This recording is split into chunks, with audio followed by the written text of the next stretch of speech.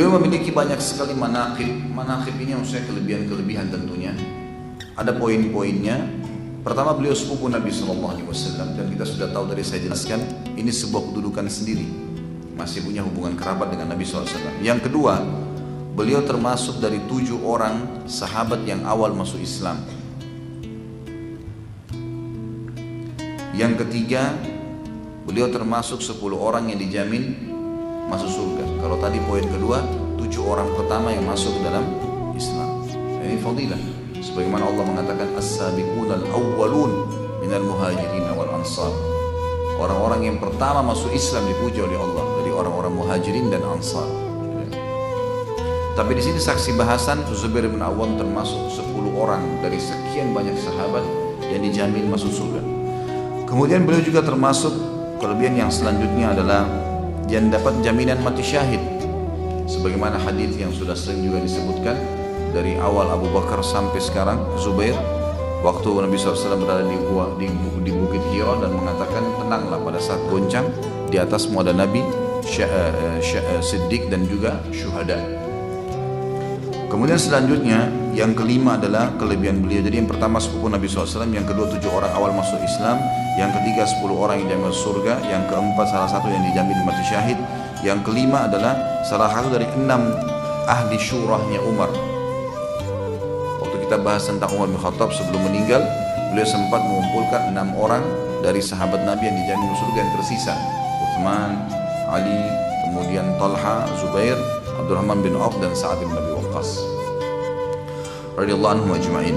Kemudian yang ke-6 kelebihannya adalah orang yang paling pertama mendapatkan julukan dari Nabi SAW, orang yang pertama menghenuskan pedang di jalan Allah. Itu adalah kisahnya sendiri. Suatu hari Zubair bin Awwam di Mekah, awal dia masuk Islam, tersebar berita kalau Nabi Muhammad SAW telah dibunuh oleh orang-orang Quraisy. Maka dia pun keluar menghenuskan pedangnya, lalu mendatangi rumah Nabi SAW. Pada saat dia mengetuk dan dia temukan Nabi SAW membuka pintu, maka dia pun merasa lega, tapi dengan pedang terhenus di tangannya, seperti orang yang siap untuk berperang. Dan waktu itu umurnya 15 tahun. 15 tahun luar biasa seperti pembelaan terhadap Nabi SAW. Lalu kata Nabi SAW, kenapa kau Zubair? Dia bilang, saya dengar ya Rasulullah, Anda dibunuh oleh orang Quraisy. Lalu kata Nabi SAW, memang apa yang kau ingin lakukan? Maka dia bilang, kalau saya tahu ya Rasulullah dan Anda dibunuh, saya akan membunuh pembunuh Anda. Maka kata Nabi SAW, semoga Allah memberkahimu dan memberkahi pedangmu. Artinya nanti kamu akan banyak berjuang di jalan Allah Subhanahu wa ta'ala. Di dalam riwayat yang lain, Nabi SAW menunjuk pedangnya sambil berkata, sungguh pedang ini adalah pedang yang paling pertama dihenuskan di jalan Allah. Kemudian juga yang ketujuh adalah sahabat yang sangat pemberani dan dipuji oleh Ali radhiyallahu anhu. Waktu kita bahas tentang Ali, kalau antum masih ingat, bagaimana Ali radhiyallahu anhu sangat pemberani, luar biasa, gitu kan? Terkenal sekali dengan keberaniannya. Dan waktu kita membahas perang Khaybar, perang melawan Yahudi, ada 2 orang Yahudi yang sempat kita bahas pada saat itu yang keluar tingginya seperti pohon kurma. Kalau masih ingat, gitu kan?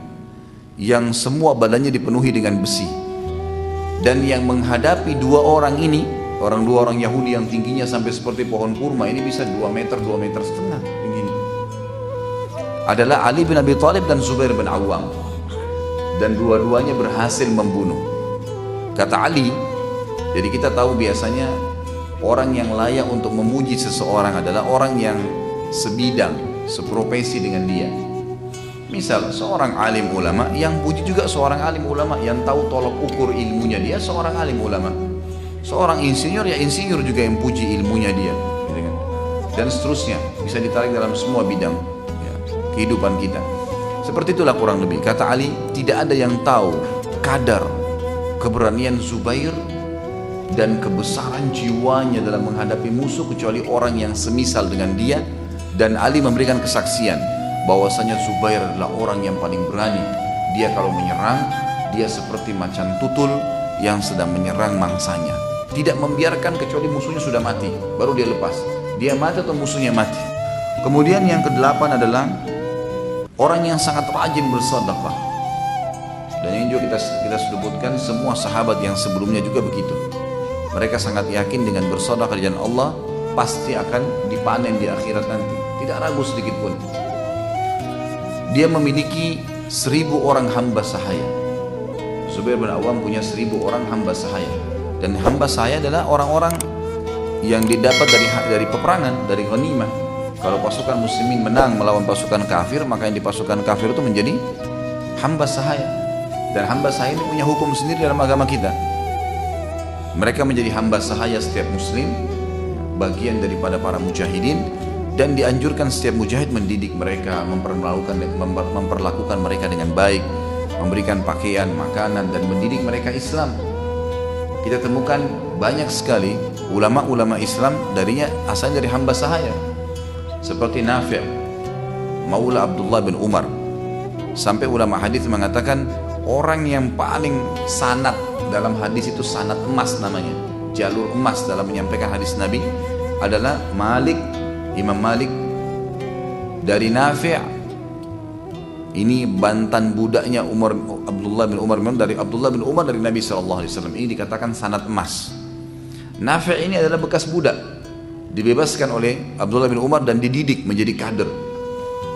Jadi Islam memang ada hamba sahaya, ada perbudakan, tapi budak ini bukan seperti yang dibayangkan, dicambuk seperti banyak orang-orang lain melakukannya, dihina, dipekerjakan keras. Ini semua tidak ada dalam Islam, tapi yang ada adalah dididik dalam Islam. Dan memang mereka ya punya hukum-hukum sendiri, seperti misalnya mereka bisa diperjualbelikan, dan yang lebih besar daripada itu hukum Allah SWT dianjurkan untuk membebaskan mereka.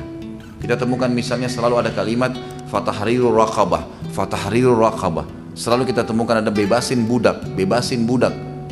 Contoh, zakat mal. Salah satu alokasi zakat mal adalah ar-riqab namanya, pembebasan budak.